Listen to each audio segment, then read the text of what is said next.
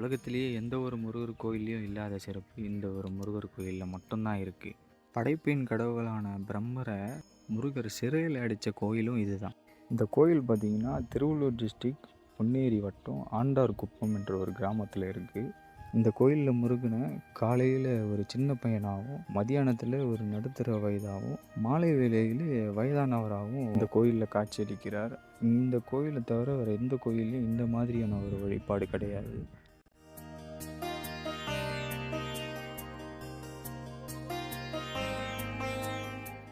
தன்னோட இரு கையும் இடுப்பில் வச்சுட்டு அதிகாரமாக நிற்கிறதுனால இங்கே இருக்கிற மூலவருக்கு அதிகார முருகர் அப்படின்னு சொல்லிட்டு இன்னொரு பெயரும் இருக்குது. புராண கதையில் பிரம்மர்கிட்ட பிரணவ மந்திரத்தோட அர்த்தத்தை கேட்குறப்போ அவர் தப்பாக சொன்னதுனால அவரை சிறையில் அடித்த இடமும் இதுவாக கருதப்படுது. ஸோ பிரம்மனை விடுவிக்கிறப்போ நீ எப்படி எழுதின தலையெழுத்தாகவும் இருக்கட்டும், ஆனால் என்னை இங்கே வழிபடுற ஒவ்வொரு மக்களோட தலையெழுத்தையும் நல்லபடியாக எழுதணும் அப்படின்னு சொல்லிட்டு முருகன் இந்த இடத்துல பதிவு பண்ணியிருக்காராம்.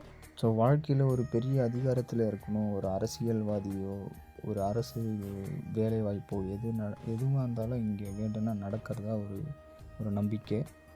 இதுக்கு முன்னாடி இந்த கோயிலுக்கு போயிருக்கீங்கன்னா கமெண்ட் செக்ஷனில் கமெண்ட் பண்ணிவிட்டு போங்க. முருகரை பிடிக்குன்னா ஒரு ரெட் கலர் அட்டை தட்டி விட்டு போங்க.